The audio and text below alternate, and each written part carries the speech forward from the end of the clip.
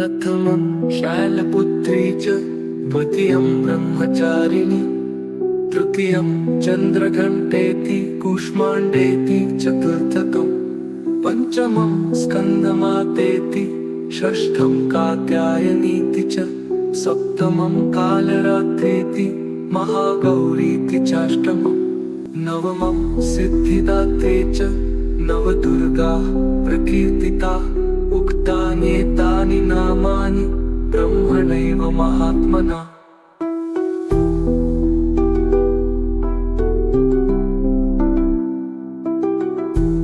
प्रथमं शैलपुत्री च द्वितीयं ब्रह्मचारिणी तृतीयं चन्द्रघण्टेति कूष्माण्डेति चतुर्थकं पञ्चमं स्कन्दमातेति षष्ठं कात्यायनीति च सप्तमं कालरात्रेति महागौरीति चाष्टमं नवमं सिद्धिदात्रे च नवदुर्गा प्रकीर्तिता उक्तान्येतानि नामानि ब्रह्मणैव महात्मना।